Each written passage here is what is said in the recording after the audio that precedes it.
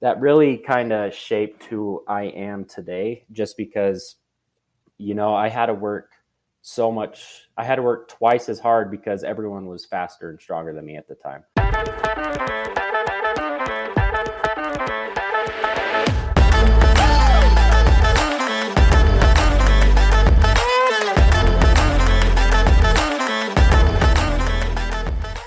Hello, and welcome to the Kick It with Katie podcast. I am your host, Katie Colliker, and thank you for joining me today.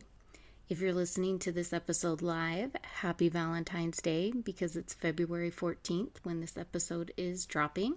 So I hope you have a wonderful and great day and share love and kindness with somebody today, whether it is Valentine's Day for you or not. Just make sure that you make somebody else's day special and do something for yourself. I want to give a big thank you to those that have given me 5-star reviews and ratings this week on Apple and Spotify and other platforms that you guys have been listening. So thank you so much. I saw a big increase in ratings this week, so that is awesome. And thank you so much for doing that. Please make sure you continue to share the podcast and spread the word about this podcast. Share it with somebody this week, and hopefully we can keep this thing going, because I love where it is going and I hope you guys are loving it too. I am currently working with somebody to get some merch going so that I can give some away. I am planning to hopefully have some items to give away at some tournaments I'm going to be going to for my kids, and my own team is going to be playing in a couple of tournaments. So depending on when I get that merch, I'm planning to hopefully meet up with some people that are listening, if you guys are in the same places as me, and being able to give away some merch or take some pictures, talk to you guys live if I haven't ever met you before. So that would be awesome. This coming weekend, which is President's Weekend here in the States, I am going to be at the Las Vegas Mayor's Cup, obviously in Las Vegas, Nevada. One of my son's teams is going to be playing in that tournament, so I'm excited to be able to go down there and see that. And then I'm going to be doing a tournament in St. George, Utah, and then back in Las Vegas in about a month, and then back in Las Vegas a couple weeks later. So a lot of Las Vegas coming up, but I'm really excited about that, and for the tournaments to be able to go and watch my kids play. So that'll be a lot of fun. I have a kid playing every time that I go, so whether I'm coaching or not, it'll depend. But if you're going to be going to a tournament, let me know where you're going, what tournament it is. Find me on Instagram or shoot me an email, and maybe I can find a way to meet up if we're going to be at the same tournaments or places. So that would be awesome to be able to see some fans and listeners if you guys are going to be in the same place. My oldest son was in Tampa this weekend, and his team went, they had 2 big wins and they had a tie, but that was fun to be able to watch him on the VO camera. So even though I wasn't able to go, but being able to watch him, that was fun, and see their team play and how well they did there. So that was awesome to be able to watch them. But I am excited to be able to actually travel and go watch the kids live. So that's always fun. But hopefully if I see anybody out there, come and say hi, come and find me, send me a DM, email, whatever it is, and let me know if you're going to be at the Las Vegas Mayor's Cup this weekend, and come and say hi. Maybe we could snap some pictures if you guys are going to be there. Also, if you haven't already done a rating or a review, please make sure you do that on Apple Podcasts or Spotify, wherever you listen. It really does help out the show. And then, as always, make sure you try and share it with somebody as well, because that really definitely helps out the show. Thank you guys. If you ever have any questions for any of our guests or upcoming guests, please make sure to send me an email or a message on Instagram. Both of those links are in the show notes. Kick It with Katie Podcast on Instagram, or kickitwithkatiepod@gmail.com is my email.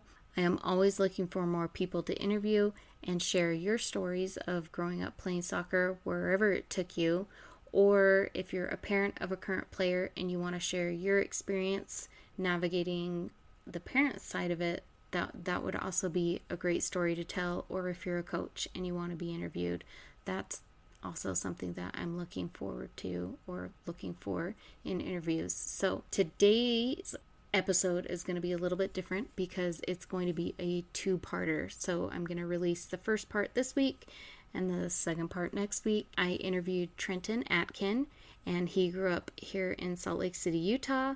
He played for a couple clubs, and then he played collegiate, and now he is currently an assistant coach at Salt Lake Community College, obviously here in Salt Lake City, Utah.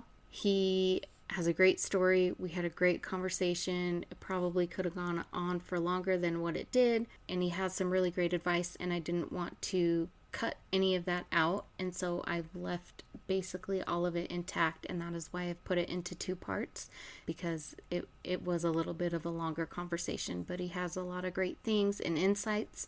So today's episode is going to feature his portion of him growing up through youth soccer and then into his college career, and then next week's episode is going to feature more about his current role as an assistant coach at a college, and then the process of recruiting for those that are looking to be collegiate athletes. So he has some great tips and advice about that. If you're wondering about college, he'll be going more into that. And then also, he is a big advocate and speaks out about his ADHD and ADD, so he will be going more into that during next week's episode as well. I'm really excited about this, so here is my interview with Trentin Atkin. How have you been? Good. How are you doing? It's been a long time since I was about 14, so it has been a long time. So what I want you to do today is I want you to tell your story of growing up playing soccer, first memories, how you got into the game, stuff that you loved about it, that you learned from it, where it took you. I know that you have ADD and ADHD. Talk about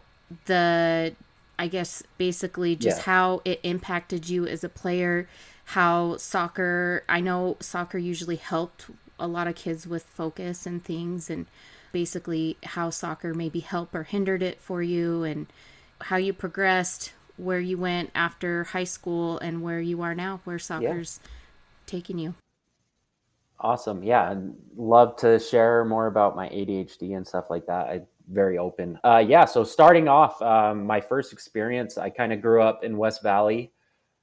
I started off playing rec, obviously. It was just a couple of my local neighbors right next door to me. I grew up playing soccer with them till about 15, 16. So I ended up playing from start to finish basically with them. Anyways, so we got started. I was a good baseball player. I enjoyed the competitive scene. I played soccer and baseball, and then it came down to kind of a decision of which sport would you rather play. And I ended up choosing soccer at the time. That was around age 12.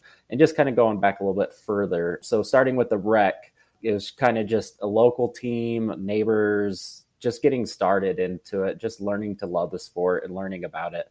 And there was, I know one of the main things that really hooked me on soccer and just winning in general was with that rec team. So with that rec team, I don't know, do you remember the summer games in Cedar City? I think they might still do it now. Yeah. Yeah. So that was kind of my first tournament ever. And with this team, and we ended up winning the tournament, and I've been hooked ever since. We got the gold medal, and we thought we were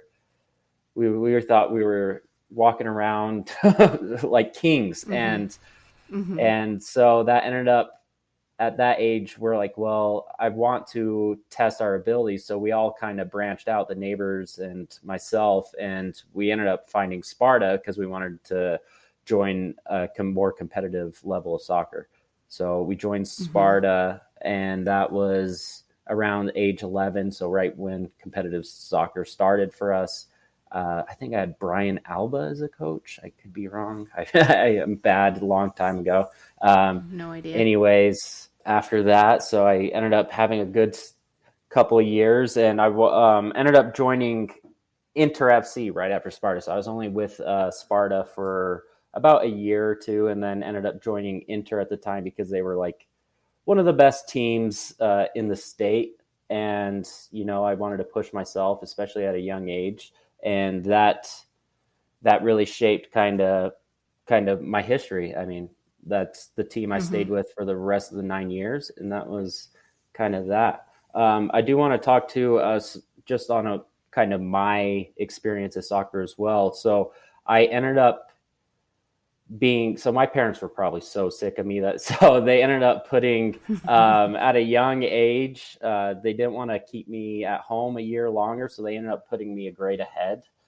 So I was everyone that I was playing with, everyone in my grade was already a year older than me. And that really came into play when we were turning 15 and 16. And so yeah, my parents were probably I mean, having ADHD, I probably wasn't an easy child. So they were like, yeah, let's get him into school. So I ended up going to school, and yeah, that kind of shaped who I am today. Kind of going on just where I'm at from there. So being a year younger than everything, one of my most traumatics, or first really hard test of my life in soccer was at age 14, turning 15. I broke my collarbone.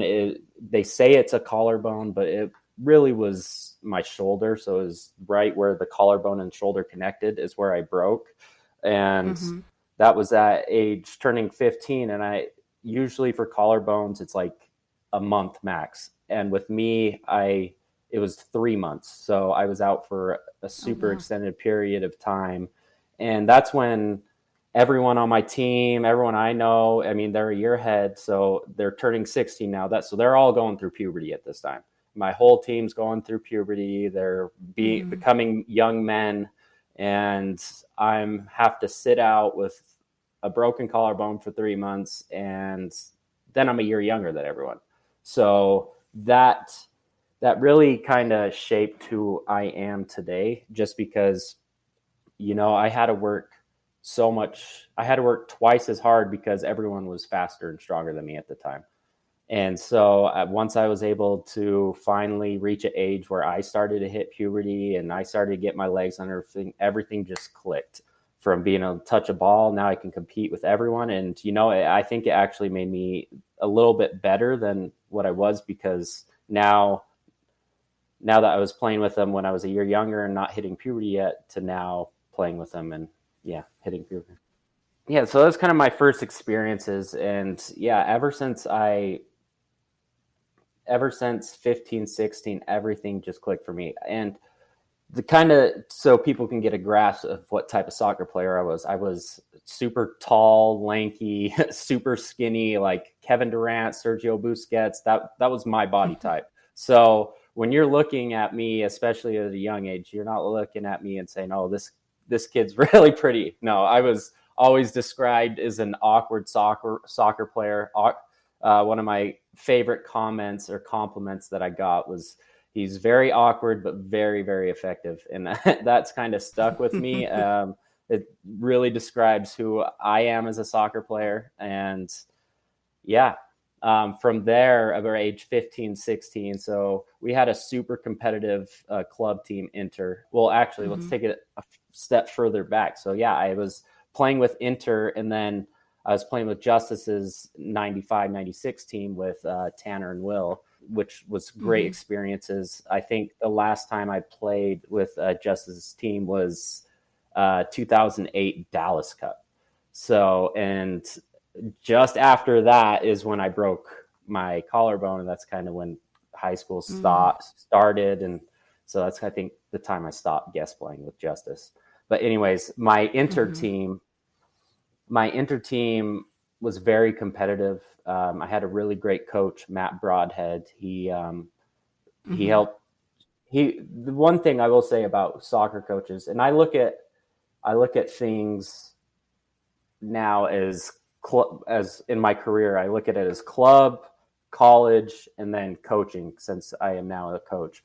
But sticking with club still, yeah, Matt Broadhead was an awesome coach for me. And what made him so awesome about Matt is he was super patient with me. I felt like he truly understood me.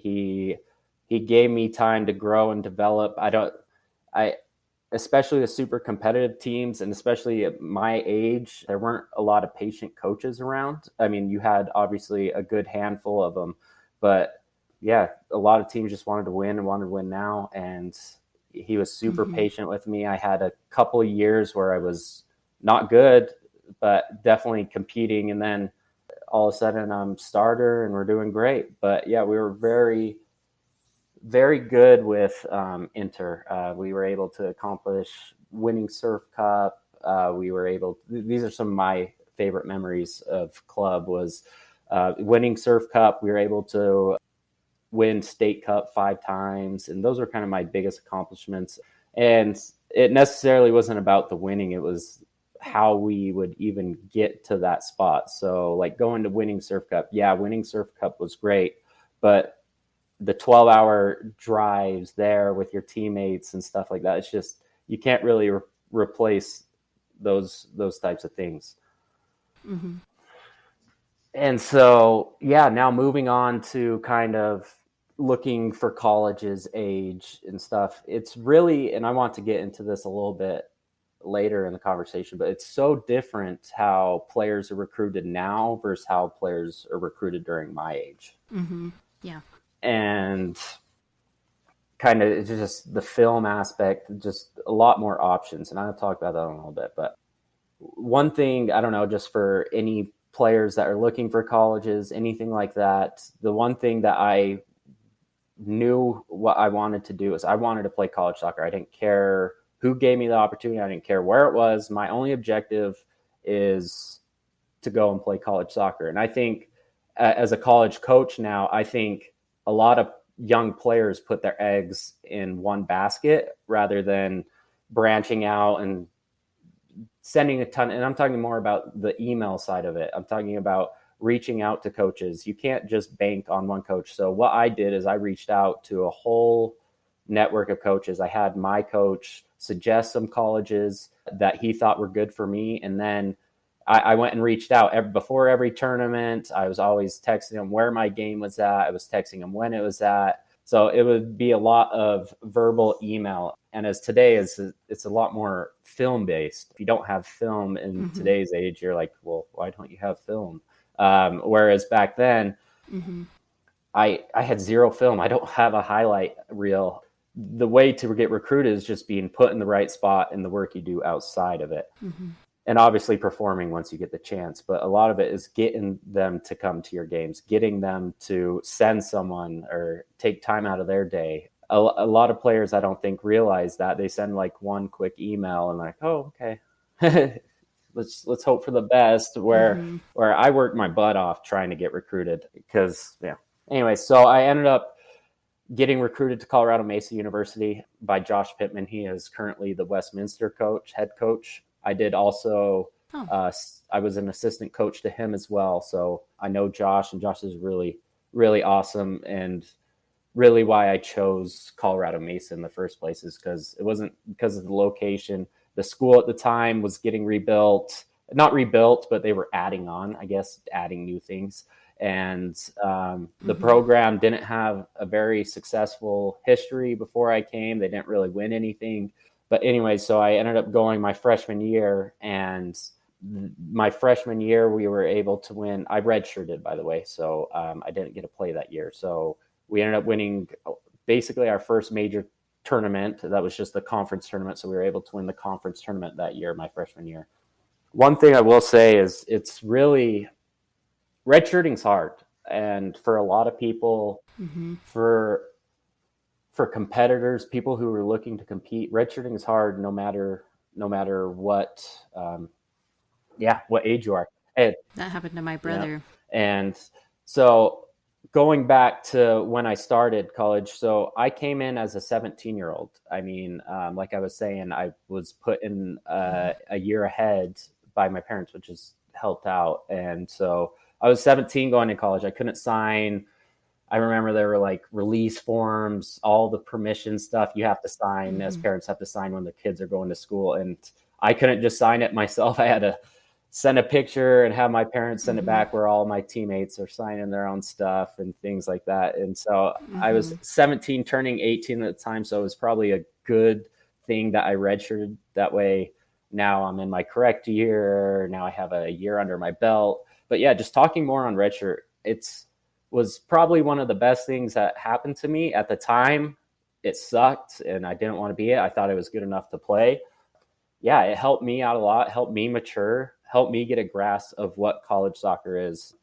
College soccer compared to club it's a lot more physical. You still have similar qualities, but it's just taking that extra notch, the extra level and everything. That's kind of the main differences. And so 17 going in, and so Josh was my coach for the first year, and I really loved Josh, but he ended up leaving after the first semester, and I ended up getting a whole new coach. So this coach came in, and yeah, he just wasn't my type of person. I ended up sticking it out with him, but he just wasn't.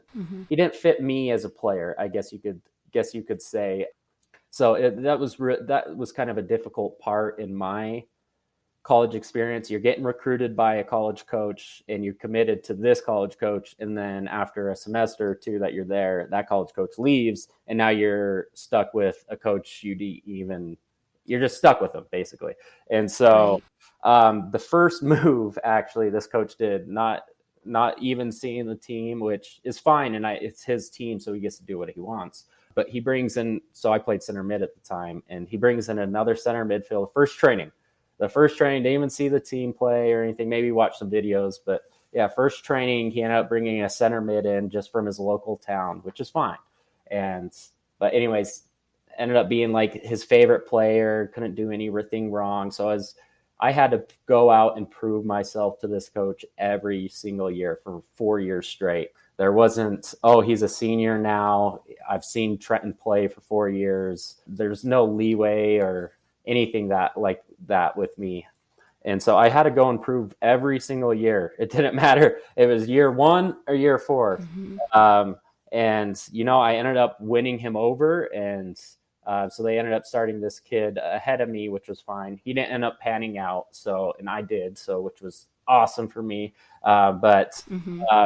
Yeah, so that year we ended up going to the Final Four. That would be my redshirt freshman year. We won conference, didn't win the conference tournament, but then we ended up making it all the way to the national semifinal, which was in Kentucky, which was really awesome. Super cool experience. I wouldn't trade it for anything. And so kind of what happened in that season was I was getting minutes here and there as fresh redshirt season. I was obviously expecting to get a ton of minutes, a lot more than what was given, just because I was with Josh, and Josh, my previous coach, and he didn't promise me, but he had me in his futures, I guess you could say. He saw a future with me, and that kind of felt like it went out the door with the new coach. Not necessarily. I just had to start all over again. And that first year, I ended up getting little minutes, 10, 15, 20 minutes the first half of the season. And then slowly, I was able to show my worth and ended up being that first man off the bench, getting a good more than half the game my freshman year, and was able to play in the Final Four as well, which was really cool. We ended up playing a team that's somewhat similar to actually where I'm coaching at now at Slick. What I refer to that as is how many international players they have. So this college had, I think, 2 Americans. The average age was like 26 years old, and I was an 18-year-old freshman at the time. So it was an eye-opening experience. Yeah.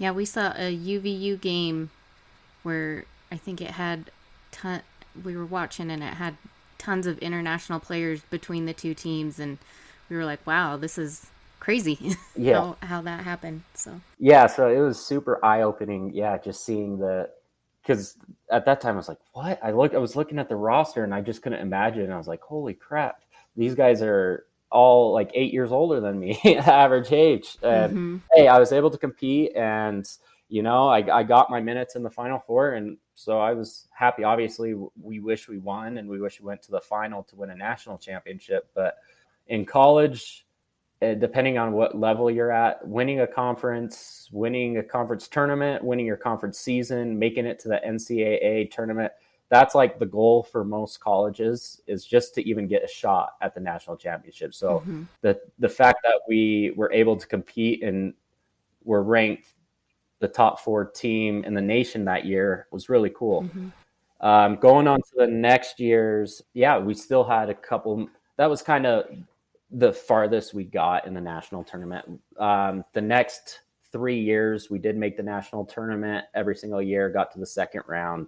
Great accomplishment. We also were able to win 2 RMAC tournaments and 2 conferences seasons. I really got blessed with just being at a good school. There were some moments that really defined, that weren't the best moments, but I still enjoyed having those experiences. So one of those moments kind of was in my final year, my final senior year, and it was at a captain's practice. And the first captain, so a captain's practice is, for people that don't know, is basically your coach wants you to show up, 2 weeks before a season starts, and then the captains will run a training session. So you basically just play the whole time, you get familiar with your teammates, etc. And so that final year, going in my senior year, supposed to be my best year, and the first captain's practices, I go up for a header and the other kid goes up for the header. I win the header, but he somehow heads me in my eye, and it splits it wide open, and I got this big gash right here, and then I ended up getting a concussion out of it. That was the worst part. When I got the cut, I was like, oh, that's not too bad. And I remember I was sitting in the emergency room, and the pain in my head just kept getting worse and worse and worse with time. I was like, oh, there's something wrong with, just not right. Not something necessarily wrong, just not 100%, I guess you could say. Ended up being a concussion, and I was out for a good 2 weeks, and ended up working my way back into the squad. It just wasn't the picture perfect season I was hoping for. We were still able to compete. We got second place that year in the season, and then we were able to make it to the second round in the NCAA tournament, which still was good. It was just, I could have had a better start for my senior year. So injuries, I feel like injuries, at least for myself, were always kind of the worst moments as a player, just because just experiencing it as a coach as well. Man, do some players hate to get injured because of how much they love this sport, how much they have their teammates' backs, how much they're invested into this, that they will go out there and play with whatever conditions they're currently having. I remember a game in college where I legit thought I broke my ankle. There was this challenge, and I couldn't use, and I don't know how my college coach at the time didn't see this. So it was a little concerning. But anyway, so I rolled my ankle so bad, and after looking at it the next day and stuff, it was so black, blue, swollen, I couldn't even walk on it. And anyways, in that game, I continued, and it was so bad that I couldn't even kick or plant off my left foot that whole game. So I was only using my weaker foot, my right foot. And I was hobbling around. I still played like 70-ish minutes or something like that. And I was like, so I don't know how my coach didn't see that, but it was interesting. Yeah. And I think by the end of it too, after I got my concussion, I got super burnt out. I don't know if it was just the school and soccer, whether it was me and the coach just not being a perfect fit. I don't know what it was, but at the end of it, I was like, I'm glad I'm done. I'm glad I'm done with this. And that kind of leads me on to where I am at now. So I was so done with just the college, just soccer in general. I think I had a sour taste in my mouth, and I didn't want anything to do with it. I wouldn't even play Sunday league with friends or anything. I just was done with the sport so I ended up just getting regular jobs, I was chasing the money route. So I had my bachelor's degree and I was just like, well, okay, I got my bachelor's in exercise science. Now let's go make money. And so I didn't want anything to do with soccer. So I was kind of just chasing money, as you will. I was chasing whatever paycheck had the biggest number on it. And I slowly realized that that doesn't make me happy at all. Like, I can do these things and I can do all these jobs, but that does not make me happy. So I kind of did a full circle, and it took me back to coaching college soccer. I got really invested back into the game. I got really invested. I started taking some coaching classes, and then all of a sudden I was like, all right, well, it's time to start coaching soccer again and start getting back involved, which I don't know why I never thought of it. I don't know why I was like, I ended up getting my coaching license, and then I started looking for some clubs to just coach at in Utah. So I was looking at Avalanche, Sparta, just local clubs, and ended up reaching out to the guy who recruited me to Colorado Mesa, Josh. So I reached out to him, just shooting my shot, I guess you could say. And he ended up having a position there for me, which I took in a heartbeat. And, I did that it's been over a year plus now. And so ended up taking that, and it's been the greatest thing. And I've really found some peace and happiness within, I don't know. I feel like a lot of college players, after they stop doing the sport they've been doing for 20 plus years, they don't know what to do themselves. I'm hearing more. I didn't know what to do with myself. All I knew was work. I was lost. And, I ended up getting back involved with soccer, and it's been so far one of the greatest things that's been happening to me. Thank you guys so much for listening. I hope that you enjoyed this first part of the interview with Trentin. And thank you, Trentin, for coming on and being interviewed.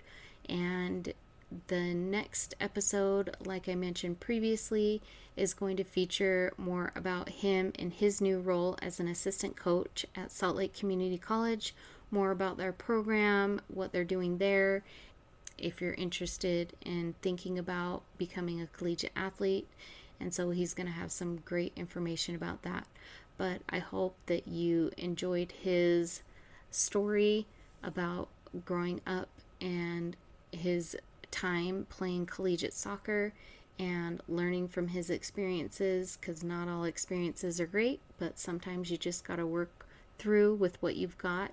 And that is what happened to him. And like he says, it kind of brought him full circle. And so I'm excited to share with you the rest of his journey on next week's episode. So please make sure that you have subscribed so that you know when the new episode drops next week. And again, please make sure you give a 5-star review if you haven't already, and leave a review as well. And then make sure you share it with somebody. So hopefully you're able to share an episode with a teammate or somebody. But thank you guys so much for listening, and thank you for kicking it with me, and have a great day.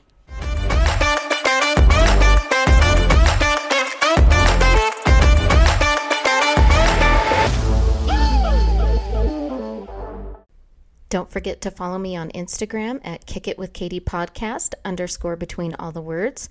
You can reach out to me with questions at kickitwithkatiepod@gmail.com. I also have a feature with SpeakPipe where you can leave me your own voicemail message if you want to be featured on the podcast. Rate, review, and subscribe wherever you listen to podcasts.